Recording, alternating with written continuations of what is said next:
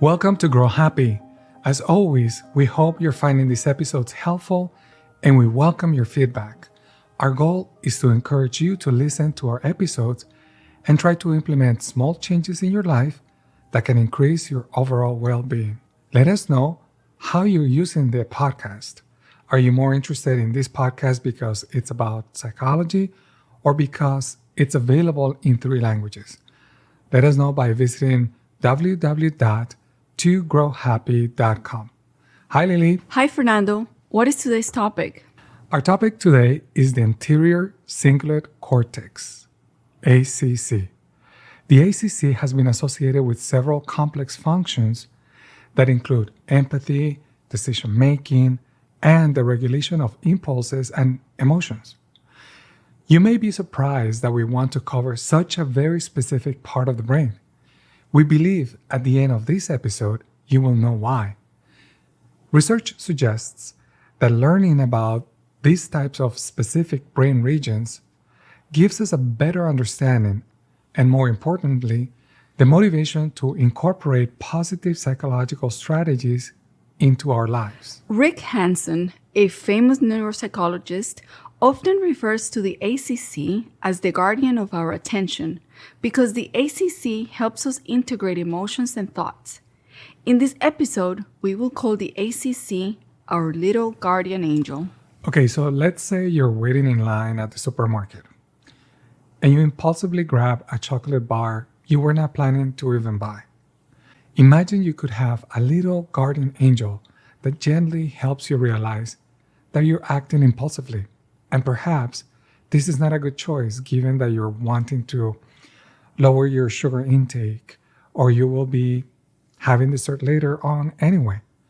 You stop, then realize what you're doing and rethink your choice. You put the bar down and instead grab a bottle of cool sparkling water that has 0 calories and will help you be refreshed. Anytime we have been successful in regulating our impulses in ways that promote our well-being, we have been effectively using our little ACC guardian angel. The way our ACC works along with other regions in our brain is not set in stone. It can be strengthened or weakened based on our day-to-day choices and habits. A common saying in neuropsychology is, neurons that fire together, wire together. This means that the way we feel, think, and act strengthens connections in the brain. Every single choice we make every day creates a teeny tiny neurophysiological footprint, tiny memories that will influence future choices. Our little guardian angel of attention can be trained and strengthened.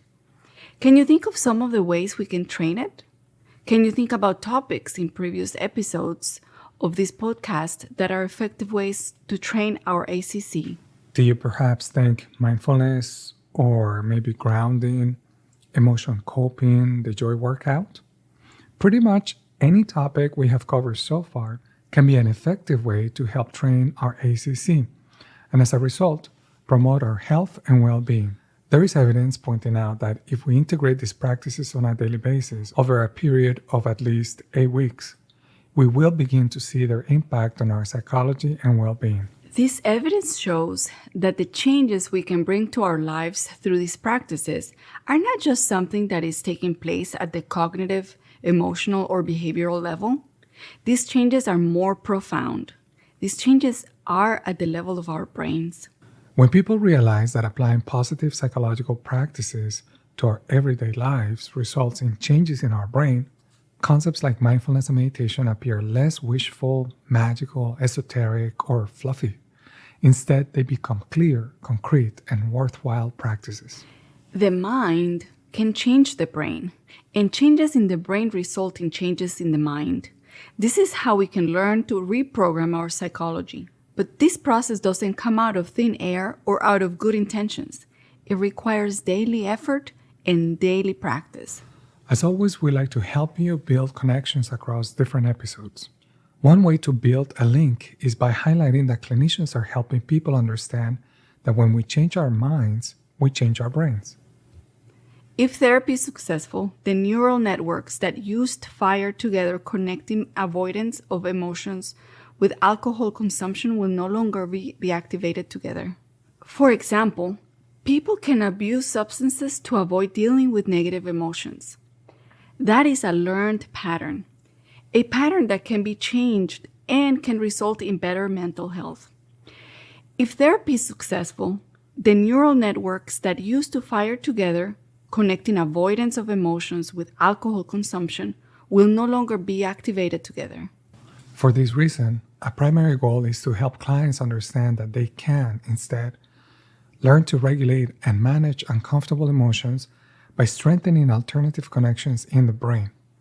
By training our ACC little by little, we can learn a more adaptive way of coping with the challenges of life that get in the way of properly integrated emotions and thoughts. When we talk about the ACC, we are really primarily talking about training our attention to properly integrate impulses and deliberate goals. This brings us to the importance of learning to filter out distractions. It is particularly difficult to guard our attention in a world that is trying to steal it. Attention is a precious, limited resource, and throughout our day, it is often targeted, besieged, and strained. From moment-to-moment demands, to social media notifications, to the never-ending mirage of advertisements, our brains are bombarded with information.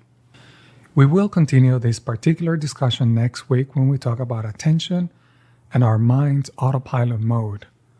Researchers at Harvard have indicated that we spend about 50% of our awake time in autopilot mode.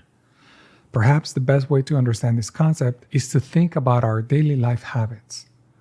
We'll talk about the limits of our attention and how to use effective strategies. Remember, you can listen to this episode in Italian and Spanish as well. Consider supporting us with a small donation by visiting our website www.togrowhappy.com. The three words together, to grow happy, togrowhappy.com, where you can find all of our podcasts and transcripts for each episode. You can also help us by leaving a positive review on the platform you use to listen to this episode and share your thoughts with us. We hope this episode can help you be happy. Goodbye. Ciao. Adios.